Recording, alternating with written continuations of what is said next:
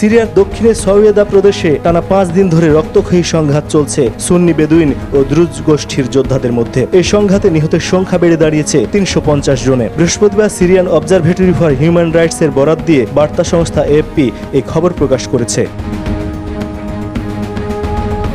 খবরে বলা হয়েছে, রোববার থেকে শুরু হওয়া সংঘাতে নিহতদের মধ্যে 79 জন দ্রুজ যোদ্ধা ও 50 জন বেসামরিক নাগরিক রয়েছেন। নিহতদের মধ্যে 27 ব্যক্তিকে প্রতিরক্ষা ও স্বরাষ্ট্র মন্ত্রণালয়ের নিয়ন্ত্রণাধীন বাহিনী ঠান্ডা মাথায় খুন করেছে। এর আগে নিহতদের সংখ্যা 300 বলে জানানো হয়েছিল। অন্যদিকে নিরাপত্তা বাহিনীর 189 জন সদস্য ও 18 জন বেদুইন যোদ্ধাও এই সংঘাতে নিহত হন।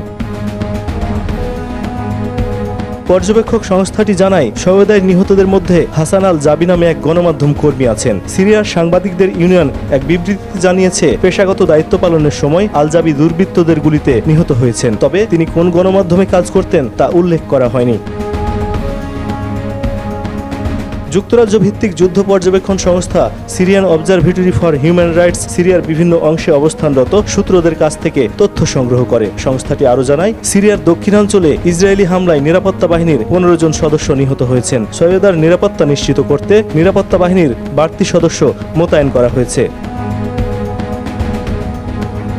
বৃহস্পতিবার সিরিয়ার অন্তর্বর্তী সরকারের প্রেসিডেন্ট আহমেদ আল শারা দ্রুজ সম্প্রদায়ের বিরুদ্ধে সহিংসতায় অংশগ্রহণকারীদের বিচারের মুখোমুখি করা হবে বলে জানিয়েছেন। তিনি বলেছেন, পরিস্থিতি শান্ত হলে স্থানীয় কর্তৃপক্ষের কাছে ওই অঞ্চলের নিরাপত্তার ভার ফিরিয়ে দেওয়া হবে। টেলিভিশনে প্রচারিত ভাষণে তিনি বলেন, যারা দ্রুজ গোষ্ঠীর ওপর নির্যাতন চালিয়েছে তাদেরকে জবাবদিহিতার আওতায় আনা হবে। দ্রুজ গোষ্ঠীর সুরক্ষার দায়িত্ব কেবলই রাষ্ট্রের।